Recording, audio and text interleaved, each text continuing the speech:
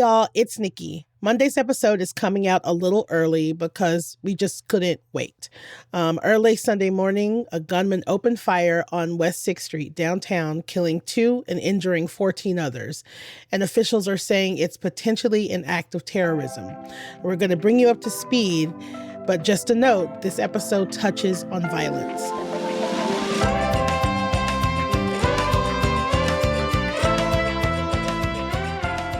I'm Nikki Devon, and this is what Austin's talking about.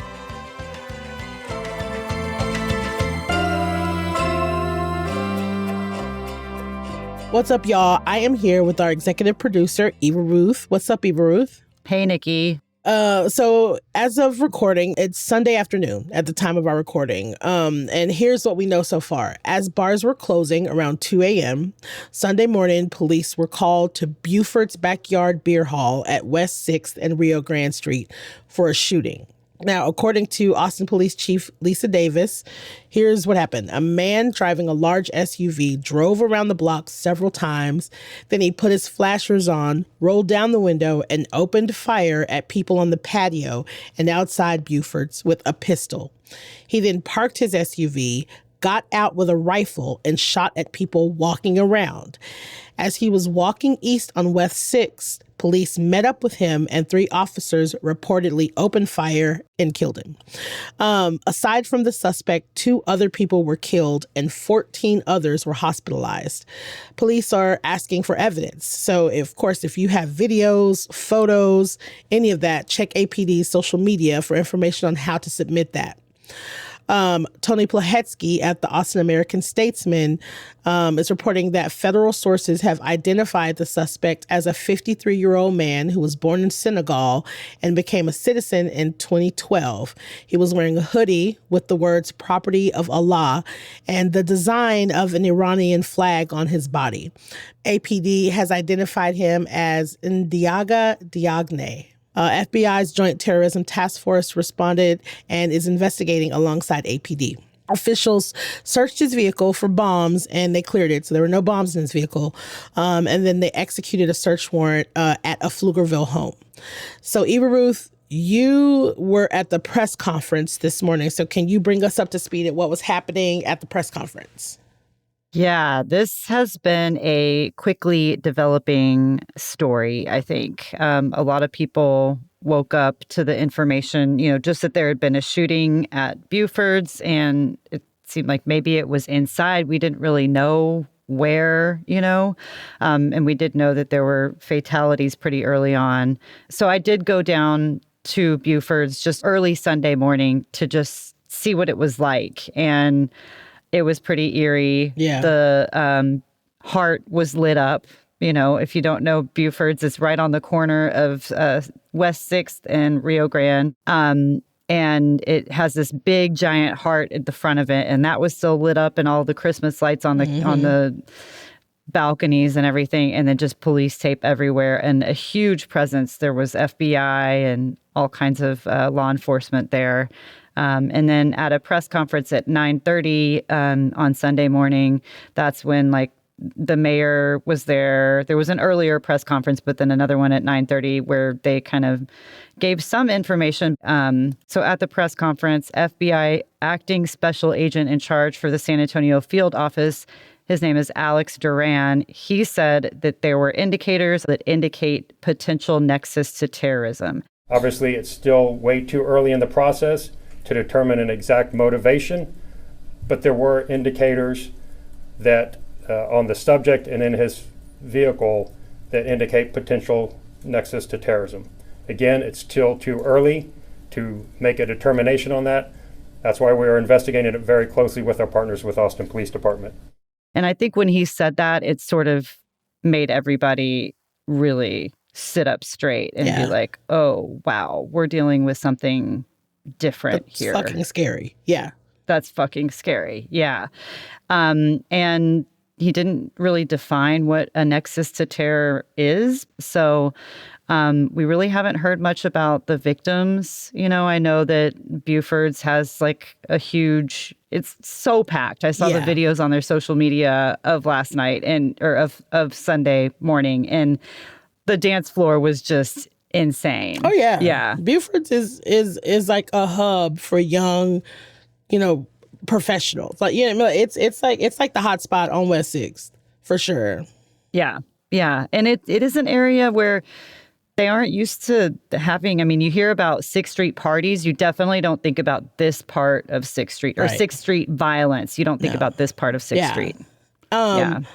So Austin Travis County EMS was on site treating patients within 57 seconds of the call coming in to police, which, we all know police are staged on East 6th as the bars close. They've been doing this for decades. So they swarmed the scene, and they also made it very quickly. And that was something that Mayor Kirk Watson especially pointed out in the second press conference of the day on the shootings. I want to reiterate something I said earlier this morning, and that is my deep thanks and pride in the work that has been done by our first responders and by our police. There is no question in my mind that the quick response of the police officers and of our EMS personnel and those professionals made a difference and saved lives. Anytime you use the T word, right? Anytime you use terrorism or terrorist, it forces everything into the headlines, everything into everyone's attention. So, there's a lot of quotes from people trying to make sense of it, or just trying to weigh in. Understand why. But every single person today has been keeping the victims top of mind, and that's those, 20 people who were just out having a good time and really had no expectation that they would be involved in any kind of violence. I think that's what it is. It's like, it scares you when there's no rhyme or reason for this kind of violence. Right. Congressman Chip Roy said Muslim immigrant violence, naturalized or not, is preventable. Until Democrats and Republicans find the courage to say no to the mass migration of Islamists, our country will be plagued with more tragedies. And honestly, this is the kind of shit that I'm scared of. It's like, this was a tragedy. This is a tragedy. And one person made the decision, a fucked up, terrible fucking decision. And now so many people are about to pay for that decision because he made, for whatever reason, we won't know, right? We don't know. It's all speculative at this point, right? But because of his fucked up decision, a lot of people's lives are about to change. Yeah, I think especially when you look at it in the context of we're at war with Iran right now. And there isn't, people are on edge and security is very top of mind. I mean, I think that, people are worried about, and it's hard to talk about this without sounding alarmist, because we're at war and you think, you don't know, it makes you just think of spies and sleeper cells and all this stuff that's so dark and doesn't seem like we would have that here, you know? And I think so I don't know what that balance is of being open-minded, if there is room for people to be open-minded at a time like this. It's almost like post 9/11 sort of, retaliation, or that's what it brings to mind, at least for me. Yeah. I want to read this comment from the Central Texas chapter of the Council on American Islamic Relations, which is CARE.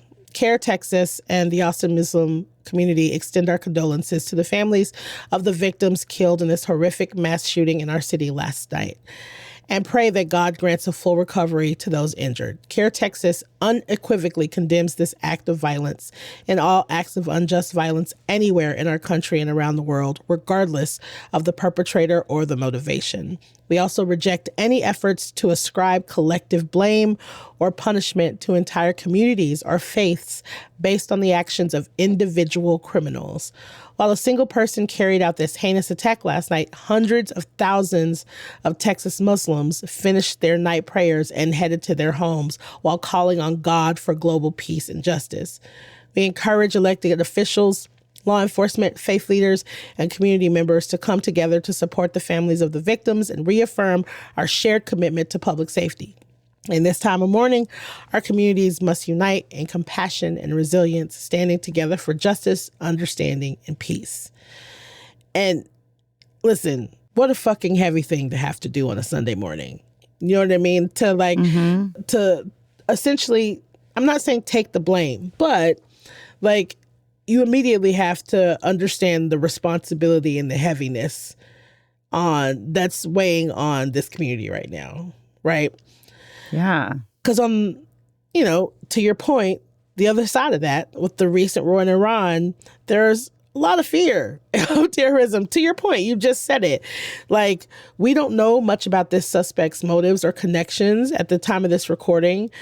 So we often look to our elected leaders to see what they have to say. And Texas Governor Greg Abbott says, "This act of violence will not define us, nor will it shake the resolve of Texans.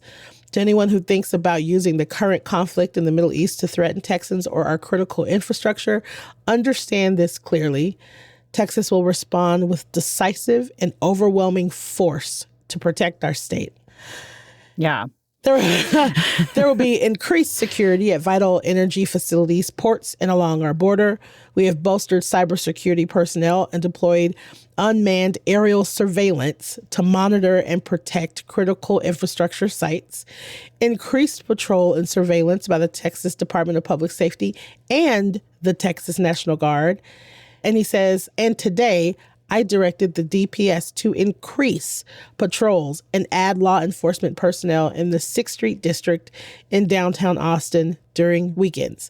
We must ensure enough boots on the ground to discourage criminal activity. And again, I understand. I'm going to say I understand.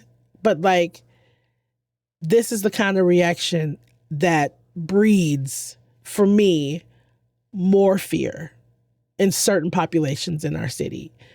I understand it. I'm not saying it's the wrong thing to do. I'm not saying that he shouldn't increase. I'm not saying that. I'm not saying any of that.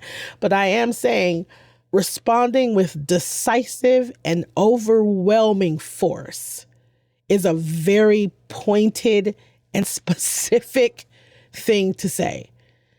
And I'm afraid of what that can mean.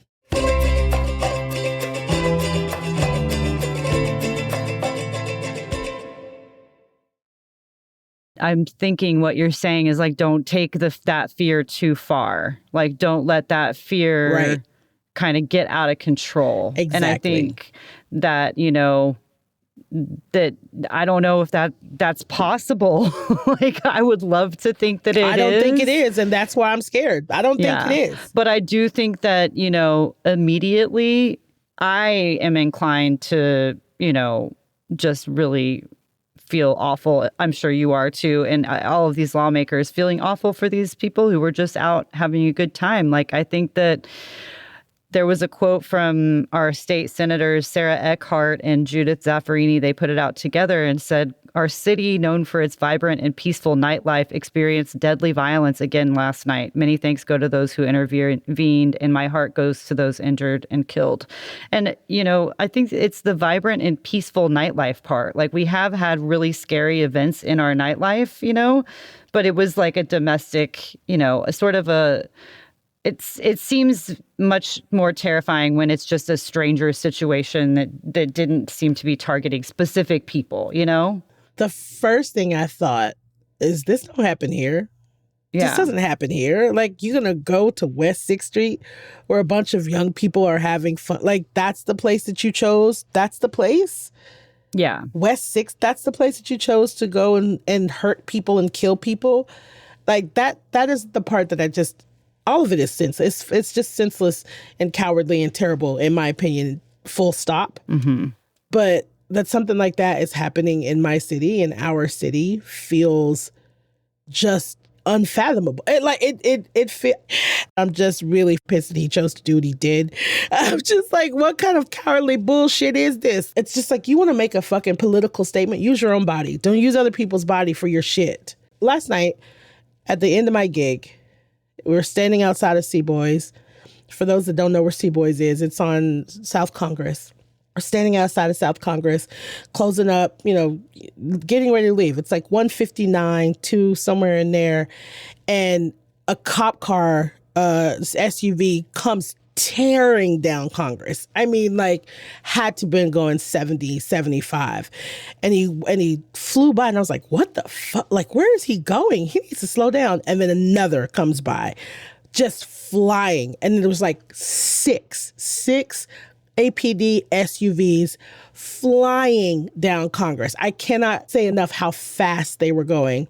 And I was like, oh shit. And the door guy was like, something must be wrong. Something bad must have happened. And even in that moment, I genuinely thought, oh shit, a wreck. There's been a really horrible wreck. Oh my God, I hope. And I even said, I was like, oh my God, I hope people are okay. Because that's all I could fathom. That's all I could imagine. That's the only thing that could come to my head that would possibly be happening at 2:00 in the morning in Austin. Right. Turns out it was a total act of fucking terrorism. Like, my mind is blown. My mind is blown. Yeah, it is shattering. And I think, like, yeah, hopefully this, that we are giving people some new information, but like, it honestly just is a lot to process. Yeah. I think. Yeah. And I mean, you mentioned the speed, like that was something that there was getting a lot of praise from all the way from the top down. Mayor Kirk Watson praised law enforcement for first responders for getting there so quickly. 57 seconds. Yeah, within a minute they were there. And that is definitely life-saving. I mean, with this kind of traumatic, immediate situation, that's what you need. Those seconds matter, And I know, there was also praise from, like, Senator John Cornyn, who was proud of police and EMS and the life-saving speed with which they responded. And Senator Ted Cruz quoted about the heroic and quick response from law enforcement. There was nothing but people talking positively about how quickly EMS and police got to the scene. There was one thing that did seem to delay police response or emergency responders from getting there, which was, in Austin style, a Waymo. Yeah. There was actually a Waymo that's on video, kind of stuck in the middle of vehicles that Waymo confirmed did happen, and that police had to kind of like nudge along to get them to turn around and get out of the way. Because that's the time of night when people are getting Waymos. It was actually someone from the scene who was trying to get the heck out, and their Waymo got stuck. Yeah. And I mean, it's scary. They're very young people out and about in West 6th at 2:00 on a Saturday night. So, of course, I mean, listen, I woke up this morning, I immediately called my niece. I immediately texted, I have a sweet friend who I used to work with at City Hall, and she's always at Buford's. Her and her pet, that's their spot. So, of course, I was like, before I freak out, let me check her social media. Like a grandma, I was like stalking her social media to see where she was. And luckily, she was in San Antonio this one weekend. But any other weekend, that's where she and her friends would be. It's super popular. I mean, so it's, Austin is a resilient city, right? Yes. In the coming weeks, there are going to be lots of conversations about lots of things, especially, and not to be crass, but especially because this is an election year. There's going to be lots of opportunities just to have hard conversations about this. Like U.S. Congressman Greg Casar said, we must end America's gun violence epidemic. Americans should be able to have fun at a bar without it turning into an unspeakable nightmare like this one. So pushing on both sides. It's either anti-immigration or that's where I'm going. Yes, absolutely. There's going to be a lot of conversation about anti-immigration, a lot of conversation about anti-guns, or even just whatever it is, I urge everyone listening to just take care.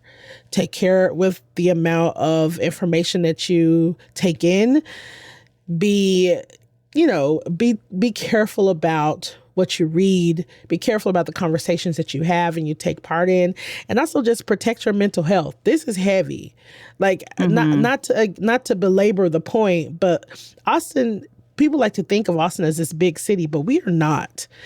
And I know that it doesn't make us immune. We're confused. Yeah, clearly. It doesn't make us immune to violence. It doesn't. But like, this is the type of shit that is just like, what in the hell? Like, this feels destabilizing. It does. And I think, like, one person who I'm going to be looking, to really get into this more is Councilman Zoe Kadri, who represents downtown Austin, where this shooting occurred. And I spoke to him a little bit on Sunday morning, and here's what he had to say. They've said this during the press conference that they're looking at it as a potential, act of terrorism. I mean, it's horrific. I mean, the sense of, I think, safety for many Austinites has been violated, just as a matter of fact of just it being a shooting, it being an act of terrorism. I think it's really shaken a lot of folks, and I think that's what we've heard throughout the morning, just folks feeling really scared. And, at the end of our conversation, I asked him, what are you keeping your eye on? Of course, he's like worried about South by and festival season and keeping his district safe through all of that. And he actually, encouraged people to be vigilant and to be aware.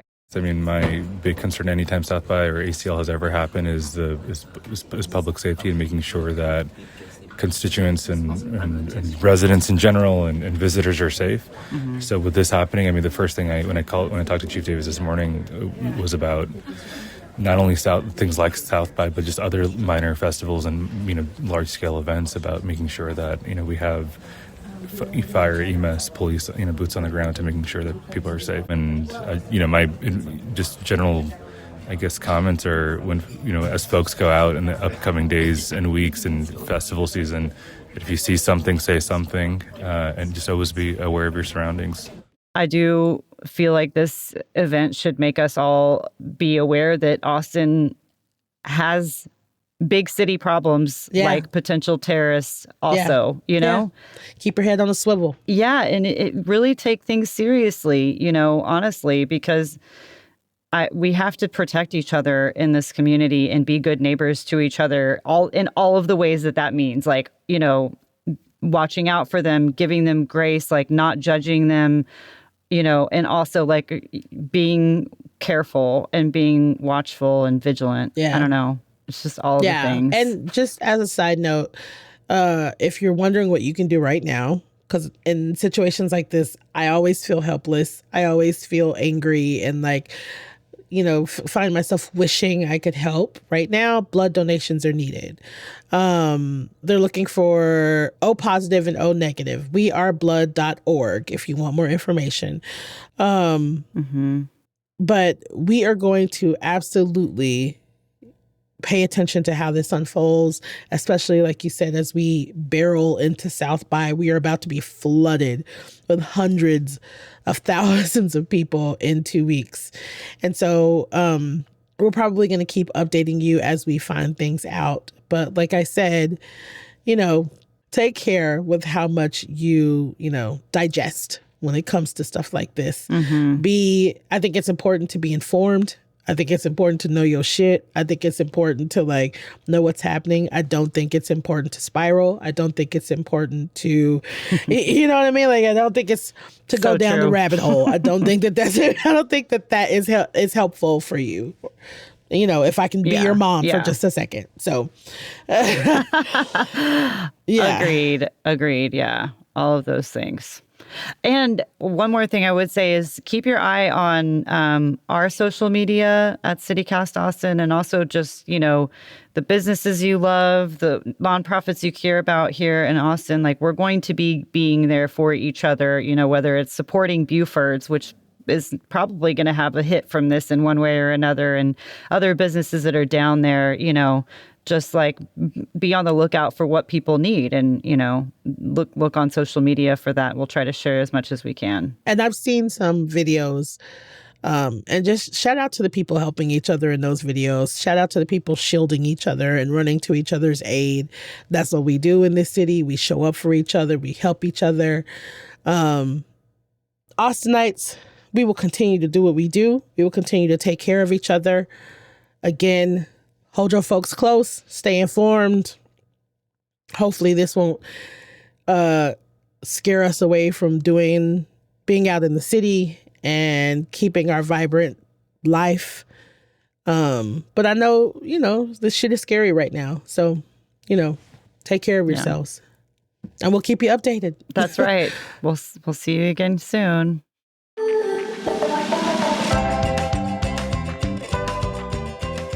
That's all for today here on CityCast Austin. Stay tuned to CityCast Austin's newsletter and right here on the podcast for more updates as we find out more information about this tragic shooting in the future. If you enjoyed the show, tell your friends, rate the show, leave us a review, subscribe to our CityCast Austin newsletter. And you know what? Just take care of each other. Be good to each other. If you want to support us, become a neighbor. Go to membership.citycast.fm. We'll be back tomorrow morning with more news from around the city. Bye, y'all.